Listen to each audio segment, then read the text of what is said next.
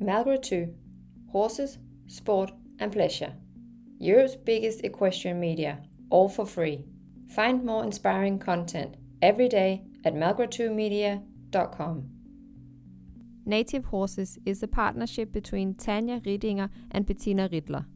They see how people and horses oppose each other even when they try and achieve harmony.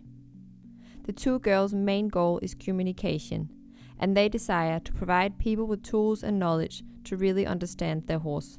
They bought a place in Portugal and are renovating the property to be able to take in clients.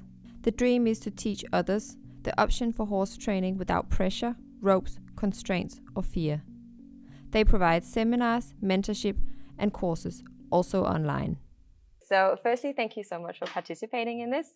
We are very curious to get an insight to who you guys are and who is behind the Native Horses and your life with the horses and everything. So we prepared a few questions for you.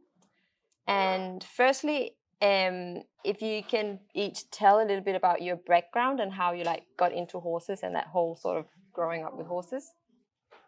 Yeah, first, thank you that we can be here. It's really an honor. And we're together, Team Native Horses. So I'm Bettina and this is Tanja. And Tanja, now you can start. Hello, I'm Tanya. I didn't grow up with horses. I got into horses when I was 10, but the wish was always there to be around horses and to build up a communication with them. So I started with 9 or 10 years old, and then pretty soon my horse Estella came in my and our lives. And yeah, I think we developed with her a lot. So, yeah, for me, I always loved horses, and I'm not out of a horse family. So I had to fight with my parents that I get lessons, like to show that I really want it. And then when we met, we were about 10 years old. We both had the passion for horses. Then it really started that we went to the horses after school, and that we did like with the horse Estella that Tanya's mom has bought. We went out in the forest, and we always wanted to be really connected with the horse, and that we are moving together like a herd, that even we had a horse free between us and we were walking there in the forest, and we it was really natural that we the wish. And later we saw on the internet that there are methods for this, and that yeah, that you can practice it, and this is what we also did then. I'm curious to know, how did you two meet? You said you met quite young. We met when we were in school. We luckily came in the same classroom.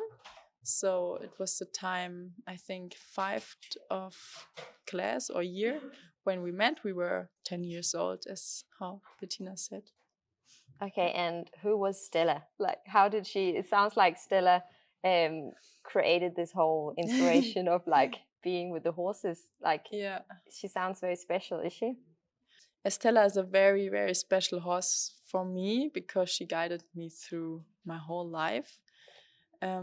When we got her with 10, I always had the wish to communicate with her in freedom and to gallop around and to just have fun and to not set limits with her. And I've seen pretty cool horse shows in my city. And I always thought one day I also want to do something like this with her. But it wasn't that easy because she had some health problems and psychological. She was drowned up from her background.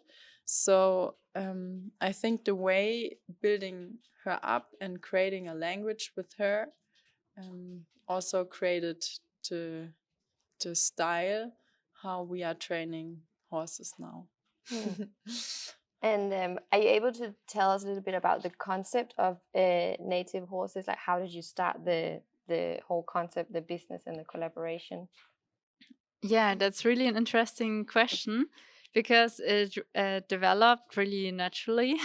So we were at school and we always went to the horses, especially to Estella.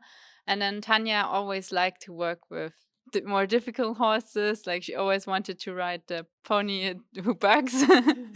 um, and then Tanya started to work with horses like with difficult background. And then there was a challenge, Mustang Makeover, it's called, where you could train a Mustang for 90 days. It was completely raw at the beginning, and then after 3 months, you show like what you could train in this time. And it was really a personal challenge because we were really young. We were still in school, and then the next year we also had another Mustang, and we really learned a lot from these horses. And then people came to us and asked like if we can help them with the horse, because they saw that we are like successful with our horses and have a good relationship with them. And this is how it's developed. Yeah. Okay, So it developed out of like people asking us if they can learn from us. And so we just had more and more offers for them to learn. And also it helped us to realize more like a bit the system behind the training, because you do a lot of from your feeling, but when you teach to others, you need to more like understand what you do, that you can help them. yeah, okay, I see. So instead of just doing it by your own intuition and by feel, you actually had to sort of realize, what am I doing, so you can teach it to others. Yeah, Super exactly. interesting. What is one of the common sort of like obstacles you see between horse and human relations? Like what is one of the problems that you often see when people are trying to have a relationship with a horse? I think there can be different problems. Often it's when people don't listen to the horse. I think it always starts with listening, like what does the horse need, and also reflecting where are my strengths. Because if you have a horse which is like very problematic, maybe because of the background, and you don't have the skills, then it might be difficult, because you also have to develop the skills to create a language with these kind of horses. But at the same way, I think you also need horses which are a little bit more difficult to get the skills.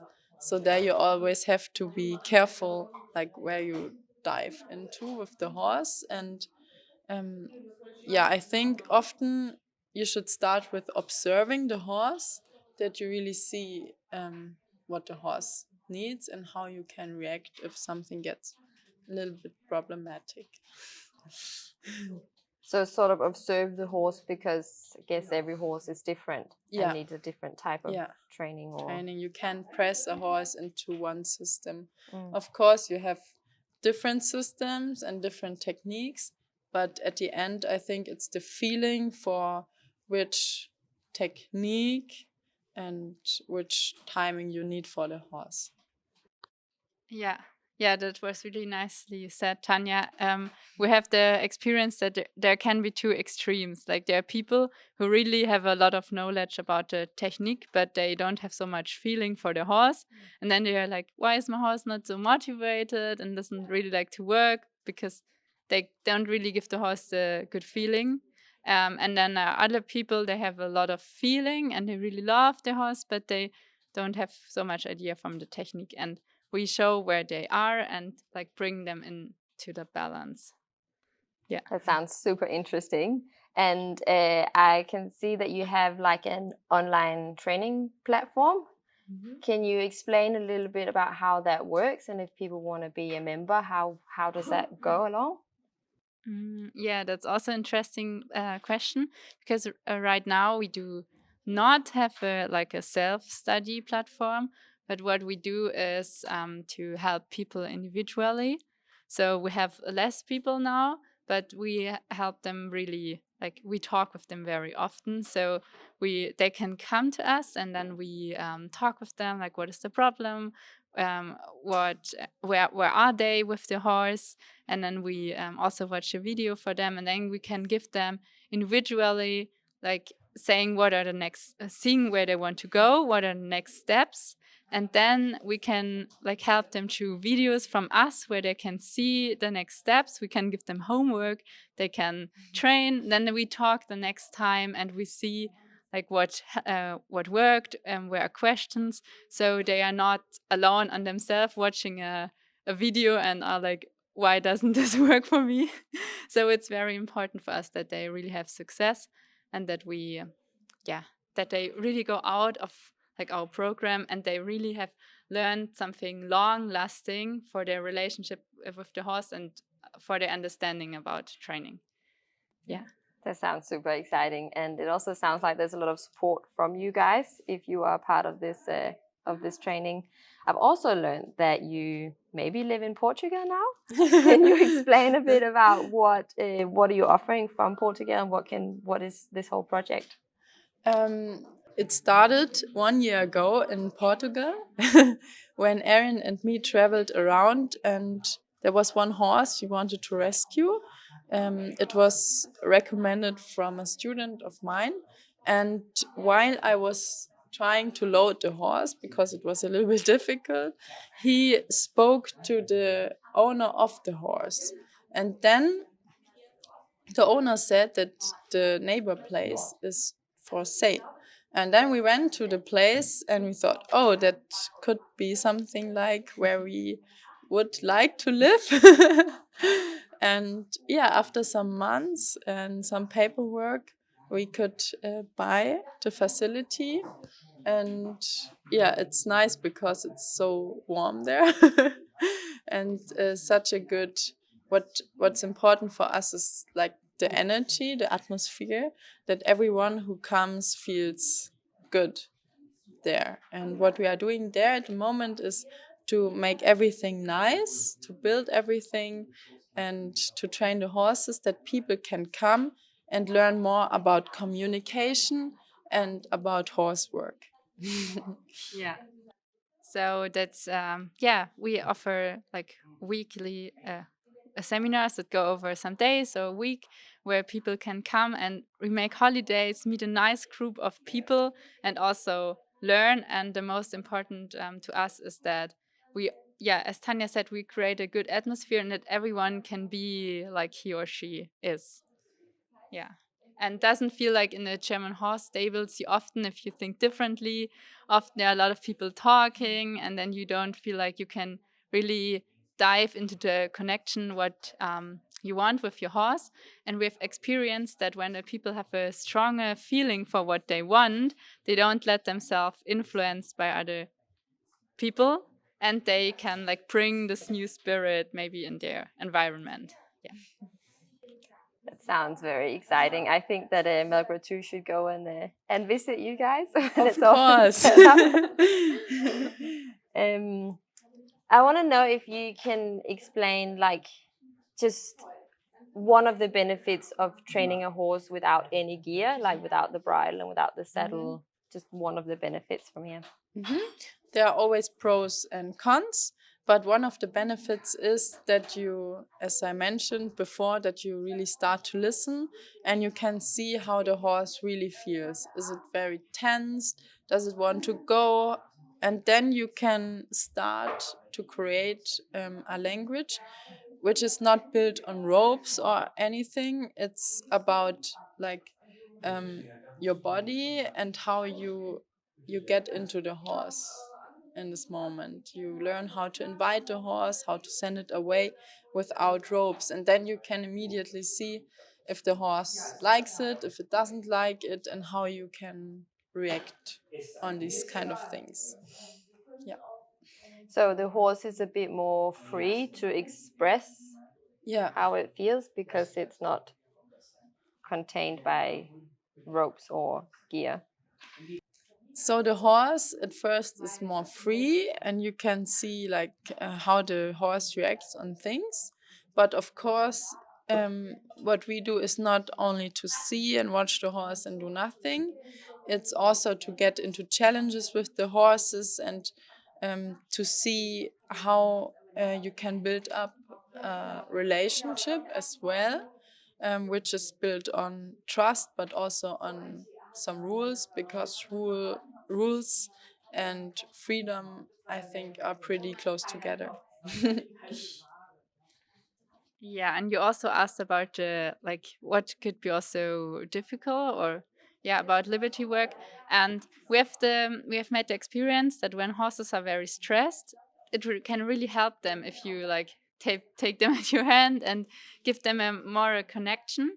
And you can do that at liberty if the horse is like, a bit educated there, if you have a good bond or you have the skills. But sometimes it can be easier to take the horse at the rope and to give him a good feeling. And then you do it at liberty later. So it really depends. Yeah. Very interesting. I do, in relation to that, have a question of if you have like one piece of equipment that you'd say is like your favorite piece of equipment. I think it's equipment. It's something. It's a rope or a whip, because the horse is like very long and it has different hooves to express himself. And sometimes to get a little bit more distance, a whip or a rope is kind of nice. But what I really like as a tool is the voice as well. Yeah. And what can be also very nice is something that the horse likes. Like some horses, they are really happy when you scratch them, tell them they have done a good job. But with some horses, it can also be really helpful to have some treats and to give it as a praise when they did a really good job. Yeah, and I guess again, this comes to observing the horse, and they're all individual, so it depends on what the individual horse prefers. Yeah. Okay, so the last question is for both of you, have to answer individually. What advice would you give your 14-year-old self? It can be anything, doesn't have to relate to horses. Okay, wow, that's a really interesting question. Um, I would say that you should listen a lot to like your feeling about situations, and being really clear also when you want to say no. Because yeah, this is what I really learned over the last years. When we were younger, we said like yes to everything. And also sometimes when you have your horse and someone asks you like, can I go on a trail ride, or can we go on a trail ride together, or whatever, and you don't really have the feeling that this is the best right now, then it can be really hard to really listen to what your intuition says. But I've experienced that it's really important. So if you have the feeling that, yeah, it's not the ride for you, the other can go on the trail ride, and you do what you think is best. So with horses, but also in life, that you set your boundaries. I think that's really good also for people of all ages. Yeah. I think, yeah. What I would give as a advice is to not limit yourself, because you often get limited by others if you have big dreams. Not limit yourself here, but also taking every day as a challenge to give the best. Sometimes you make mistakes, but I think what was very good for us is to make mistakes pretty early, to learn from it. And I think it's natural to make them, because like this you also know what you want and you know what you don't want, and that's how you create your own path. Very well said. Thank you to both of you a lot. This has been really cool. If our listeners or viewers want to follow you guys, where can they do that? So you can find us in Instagram, Facebook, YouTube, with the name Native Horses. So in YouTube, we also write in English, and in the other channels we are German now, but you can let it translate. So yeah, and we have a website, nativehorses.de. So, and there's in German, you can also find the offers and the seminars in Portugal, but we plan to do it also internationally. Super So exciting. we would love to meet you. Yes, we wish you all the best of luck. Thank you very much. Thank you. Thank you. We hope you enjoyed this episode, and if you'd like to find more, go to malgrad2media.com, Spotify, or Apple Music. And don't forget to follow us on social media for more relevant and exciting content every day.